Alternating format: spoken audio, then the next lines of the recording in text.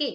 सबसे पहले हम देखते हैं कि हेमोडायलिसिस क्या होता है कि मतलब कुछ पेशेंट ऐसे होते हैं जिसके अंदर क्या होता है कि किडनी जो होती है फेल हो जाती है, मतलब उनकी जो दोनों किडनी होती है वो वर्क नहीं करती है।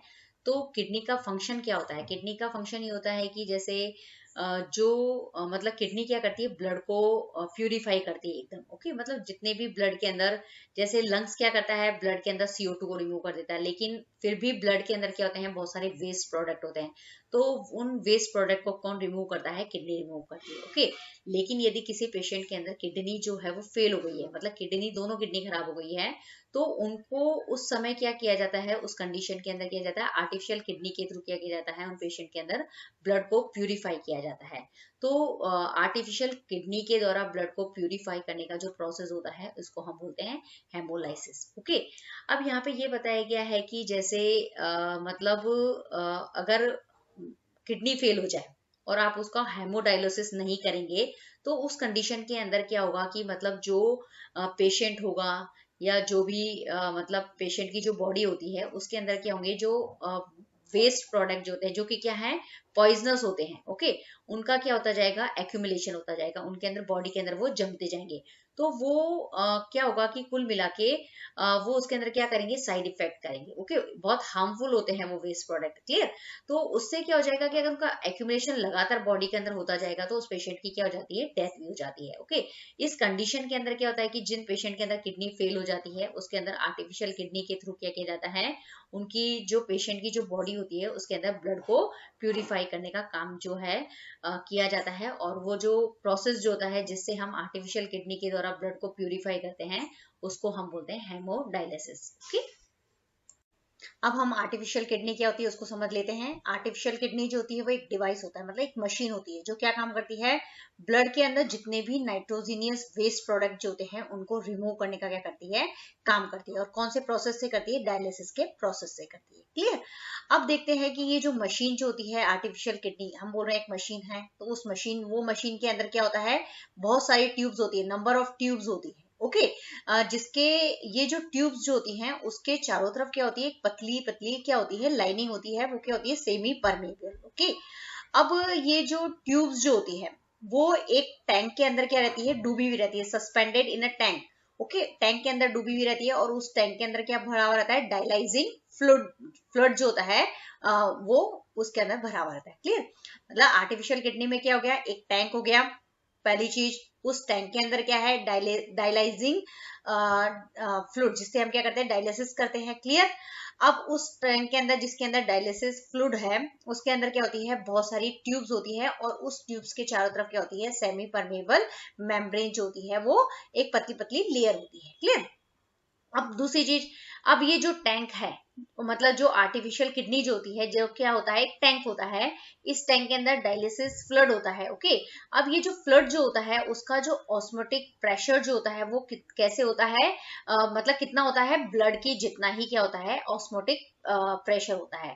ओके, इसी की वजह से क्या होता है कि मतलब जो ब्लड से जो नाइट्रोजिनियस वेस्ट होते हैं उसको वो क्या कर पाता है, ब्लड से क्या कर पाता है, उसको ब्लड से नाइट्रोजनियस वेस्ट को सेपरेट कर पाता है और ब्लड को प्यूरिफाई कर पाता है। क्लियर? तो यहाँ पे जो आर्टिफिशियल किडनी है वो एक मशीन है और मैंने मशीन के अंदर क्या क्या होता है आपको समझा दिया। अब मैं इसको एक पिक्स से क्या करती हूँ, आपको पूरा अच्छे से क्या कर देती हूँ, एक्सप्लेन कर देती हूँ।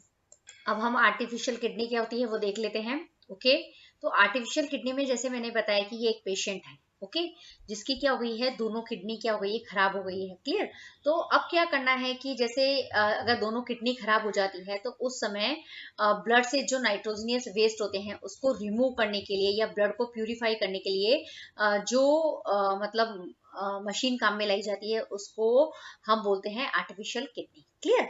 अब देखेंगे कि जो आर्टिफिशियल किडनी में मैंने आपको बताया कि इसके अंदर देखिए जहां पे मेरा एरो चल रहा है वो क्या होता है, एक टैंक होता है। ओके, ये एक टैंक है। क्लियर? आर्टिफिशियल किडनी के अंदर क्या होता है, एक टैंक होता है। क्लियर? अब इस टैंक के अंदर क्या होती है, बहुत सारी क्या होती है, ट्यूब लाइक स्ट्रक्चर्स, जैसे आप देख रहे हैं ना, ये लंबी लंबी क्या है, ट्यूब्स जो है वो प्रेजेंट होती है, मतलब उसके अंदर घुली, मतलब डूबी हुई रहती है, सस्पेंडेड रहती है। क्लियर? अब ये जो ट्यूब्स जो होती हैं उसके चारों तरफ जो मेम्ब्रेन जो होती है वो सेलेक्टिव परमेबियम मेम्ब्रेन होती है। क्लियर? तो अब वो ये जो मेम्ब्रेन है वो करती क्या है, तो जैसे ही क्या होता है कि जैसे ही पहले मैं आपको इसकी किडनी का बता देती हूँ। अब ये जो आर्टिफिशियल किडनी जो है, ये आर्टिफिशियल किडनी है। फिर इसके अंदर क्या होगा, ये ट्यूब लाइक स्ट्रक्चर्स हो गई। इसके चारों तरफ क्या हो गया, सेलेक्टिव मतलब सेलेक्टिवली परमेबल मेम्ब्रेन होती है। मतलब उसके अंदर से क्या होता है कि कुछ जो सब्सटेंसेस जो होते हैं, जो सेलेक्ट होते हैं, वही क्या होते हैं, इस ब्लड से क्या होते हैं, बाहर निकल पाते हैं। क्लियर? और अंदर जा सकते हैं, ऐसा होता है। क्लियर? अब ये जो मतलब ये जो टैंक होता है, इसके अंदर क्या होता है, डायलिसिस फ्लूइड जो होता है वो उसके अंदर क्या होता है, भरा जाता है। क्लियर? तो ये फ्रेश डायलिसिस जिससे हम करते हैं ना फ्लूइड, वो ये यहाँ पे दिखाया गया आपको। ओके, ये है आर्टिफिशियल किडनी। अब ये कैसे वर्क करती है, पहले हम उसके बारे में पढ़ लेते हैं, फिर मैं आपको वापस एक्सप्लेन करती हूँ। अब सबसे पहले क्या होता है कि जैसे जब हमें हीमोडायलिसिस करना होता है, ओके, तो उस कंडीशन के अंदर सबसे पहले क्या होता है कि जो पेशेंट का जो ब्लड होता है उसको हम क्या करते हैं, ट्यूब्स के माध्यम से, वो जो टैंक होता है, मतलब जो टैंक होता है जिसके अंदर ट्यूब्स होती हैं, सस्पेंडेड ट्यूब्स होती है, जिसके चारों तरफ क्या होती है, सेलेक्टिव परमेबल मेम्ब्रेन होती है, वहां तक हम क्या करते हैं, पेशेंट के ब्लड को पहुंचाते हैं। ये जो पेशेंट का जो ब्लड होता है वो इम्प्योर होता है। इम्प्योर क्यों है? क्योंकि इसके अंदर नाइट्रोजीनियस वेस्ट प्रोडक्ट है, मतलब एमिनो एसिड्स हैं, बहुत सारे नाइट्रोजीनियस वेस्ट प्रोडक्ट है। कार्बन डाइऑक्साइड तो लंग्स के अंदर रिमूव हो जाती है, लेकिन जो नाइट्रोजीनियस वेस्ट प्रोडक्ट जो होते हैं उसको हमें क्या करना है, किडनी के अंदर क्या करते हैं, उसको सेपरेट करते हैं। सबसे पहले हम क्या लेके आते हैं, इसको टैंक के अंदर लेके आते हैं जहाँ पे ट्यूब्स है, और ट्यूब्स के अंदर क्या है, सेलेक्टिवली परमेबल मेम्ब्रेन होती है। क्लियर? अब ये जो जहाँ पे ट्यूब्स होती है उसके अंदर क्या होता है, डायलिसिंग फ्लूइड होता है। ओके, अब ये जो डायलिसिंग फ्लूइड जो होता है वो क्या करता है कि जो ब्लड के अंदर जितने भी वेस्ट प्रोडक्ट हैं, जितने भी नाइट्रोजीनियस वेस्ट प्रोडक्ट होते हैं, उसको उस ब्लड से डिफ्यूजन मेथड से क्या करता है, सेपरेट करता है।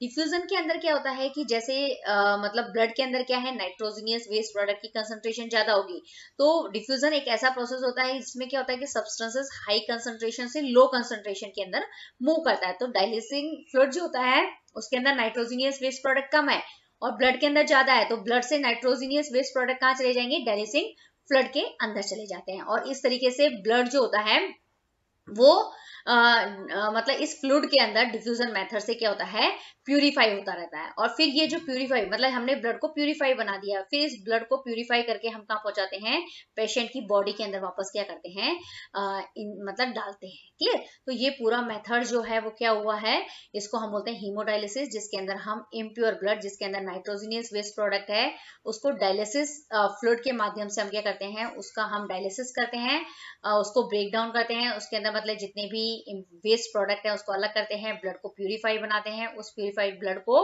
वापस पेशेंट की बॉडी के अंदर क्या करते हैं, हम डालते हैं। क्लियर? तो इस तरीके से जिन पेशेंट की किडनी फेल हो जाती है तो उसमें ये मेथड्स जो अपनाकर ब्लड को प्यूरिफाई किया जाता है। अब हम देखते हैं इस पिक्चर से कि आर्टिफिशियल किडनी किस तरीके से वर्क करती है। तो जैसे मैंने बताया कि ये एक पेशेंट है जिसकी दोनों किडनी क्या हो गई, फेल हो गई। सपोज एक किडनी भी फेल होती है तो कभी कभी मतलब जनरली दोनों किडनी फेल होने पर हम क्या करते हैं, डायलिसिस करते हैं। क्लियर? तो सबसे पहले इस आदमी का जो इम्प्योर ब्लड मतलब जो ब्लड जिसके अंदर क्या है, नाइट्रोजीनियस वेस्ट होते हैं, उसको हम क्या करते हैं, इस मतलब आर्टिफिशियल, ये पूरी का पूरा क्या है, आर्टिफिशियल किडनी है, इसके अंदर हम पहुंचाते हैं। क्लियर? अब क्या करते हैं कि ये जो ब्लड होता है और ये जो टैंक जो होते हैं, इसके अंदर जो डायलिसिंग फ्लूइड जो होता है उसका ऑस्मोटिक प्रेशर क्या होता है, इक्वल होता है। क्लियर? पहली चीज। ओके, अब ये यहाँ पे इम्प्योर ब्लड जो आ गया है, मतलब ये ब्लड यहाँ पे आ गया है, मतलब ये जो रेड रेड कलर का आप जो ब्लड देख रहे हैं ना, जो ट्यूब्स देख रहे हैं उसमें क्या है, ब्लड है। ओके, और ये बाहर जो ब्लू कलर का देख रहे हैं वो क्या है, डायलिसिंग फ्रेश डायलिसिंग सॉल्यूशन है। ओके, तो ये यहाँ से क्या करेंगे, हम पास करेंगे इस टैंक के अंदर, और फिर इस ब्लड के अंदर क्या होगा कि ये जो जब हम डायलिसिंग फ्लूइड इसके अंदर डालेंगे तो ये क्या करेगा, जो ब्लड के अंदर जितने भी नाइट्रोजीनियस वेस्ट प्रोडक्ट है उसको ब्लड से क्या कर देगा, सेपरेट कर देगा। और फिर जो नाइट्रोजीनियस वेस्ट प्रोडक्ट जो होते हैं उसको हम क्या करते हैं, इधर बाहर की तरफ क्या करते हैं, हम कलेक्ट करते जाते हैं। ओके, ये जो मतलब डायलिसिंग फ्लूइड का वो फ्लूइड है, वो सॉल्यूशन है जिसके अंदर क्या करा है, जितने भी हमने ब्लड से नाइट्रोजीनियस वेस्ट है, जितने यूरिया है, सॉल्ट है, एमिनो एसिड्स है, मतलब उनको क्या किया, सेपरेट करके हम क्या करते हैं, अलग करते जाते हैं। ओके, और यहाँ पे क्या होता है कि जैसे मतलब यहाँ पे मतलब ब्लड जो होगा वो मतलब प्यूरिफाई भी होगा, पहले यहाँ पे आया। ओके, फिर मतलब फिर ब्लड ऊपर की जो आप देख रहे हैं ना, यहाँ पे ब्लड क्या हो रहा है, प्यूरिफाई हो रहा है, और प्यूरिफाई होके ब्लड जो है वो यहाँ से होके मतलब ये इधर की तरफ जा रहा है। ओके, फिर ये यहाँ पे ब्लड प्योर हो गया है, और प्योर ब्लड को हम क्या करते हैं, पेशेंट की बॉडी के अंदर वापस क्या कर देते हैं, डाल देते हैं। इसको हम बोलते हैं हीमोडायलिसिस। ओके, तो अब आप इस पिक्चर से आपको समझ में आ गया है। अब हम देखते हैं कि जैसे किस तरीके से पूरा मेम्ब्रेन, जैसे ये एक ट्यूब है, एक ट्यूब से एक्सप्लेन किया गया है। इस ट्यूब के अंदर क्या है, मतलब ये जो ट्यूब होती है इसके चारों तरफ कौन सी मेम्ब्रेन होती है, सेमी परमेबल मेम्ब्रेन। ओके, सबसे पहले क्या होता है, पेशेंट के ब्लड को इस ट्यूब के अंदर डाला जाता है। ओके, इस ट्यूब के अंदर डाला जाता है। क्लियर। अब क्या करते हैं कि ये जो ट्यूब जो होती है वो किसके अंदर सस्पेंडेड है, मतलब डाइल्यूसिंग फ्लूइड जो होता है उसके अंदर सस्पेंडेड है उसके अंदर। ओके, तो ये जो ब्लड जो है इसके अंदर क्या है, मतलब जब ये ब्लड पेशेंट की बॉडी से आया है तो वो इम्प्योर है, मतलब इम्प्योर होने का मतलब उसके अंदर क्या है, काफी सारे वेस्ट प्रोडक्ट है। ओके, तो वेस्ट प्रोडक्ट होने के कारण क्या है कि फिर हम क्या करते हैं कि ये मतलब जब आप इसको डाइल्यूसिंग फ्लूइड के अंदर डाला, डूबी हुई है ट्यूब, तो ये डाइल्यूसिंग फ्लूइड क्या करता है, इस ब्लड से क्या करता है, जितने भी ये जो वेस्ट प्रोडक्ट, ये येलो कलर के जितने भी वेस्ट प्रोडक्ट जो होते हैं उसको कहाँ ट्रांसफर कर देता है, डाइल्यूसिंग फ्लूइड के अंदर क्या कर देता है, ट्रांसफर करता है। तो इस पिक्चर्स के अंदर आप देखेंगे कि ये जो परमेबल मेम्ब्रेन जो है ना, ये सेलेक्टिवली परमेबल मेम्ब्रेन है। ओके, तो इससे क्या होता है कि जितने भी ब्लड के अंदर जितने भी वेस्ट प्रोडक्ट होते हैं वो क्या होते हैं, डाइल्यूसिंग फ्लूइड के अंदर जाते रहते हैं, और ब्लड क्लियर होकर उसको हम क्या करते हैं, एक दूसरे मीडियम माध्यम से हम क्या करते हैं, पेशेंट की बॉडी के अंदर उसको पहुंचाते जाते हैं। मतलब वेस्ट प्रोडक्ट को रिमूव करते जाते हैं, और ब्लड जो होता है वो प्योर होता जाता है, और उस प्योर ब्लड को हम पेशेंट की बॉडी के अंदर कर जाते हैं, इंजेक्ट करते जाते हैं। ओके, इसको हम बोलते हैं हीमोडायलिसिस। ओके, इसको एक ट्यूब से आपको समझाया है। ओके, ये ट्यूब जो होती है ना, इसकी चारों तरफ आप देखेंगे कि ये एक सेलेक्टिवली परमेबल मेम्ब्रेन होती है। सेलेक्टिवली परमेबल मेम्ब्रेन का मतलब होता है कि इसमें से कुछ ही सब्सटेंसेस जो होते हैं वो डिफ्यूजन मेथड से जो होते हैं वो पास होते हैं। तो आप यहाँ देखेंगे कि ये जो ब्लड है इसके अंदर यहाँ पे वेस्ट प्रोडक्ट ज्यादा है, यहाँ पे वेस्ट प्रोडक्ट कम है, तो वेस्ट प्रोडक्ट का मूवमेंट हाई कंसंट्रेशन से लो कंसंट्रेशन की तरफ होता है। तो यहाँ पे जो ब्लड का प्यूरिफिकेशन होता है वो है डिफ्यूजन मेथड। क्लियर। तो आपको यहाँ पे हीमोडायलिसिस बहुत अच्छे से समझ में आया होगा। तो यहाँ पे आपका ये हीमोडायलिसिस जो वाला जो टॉपिक है वो कंप्लीट होता है। ओके।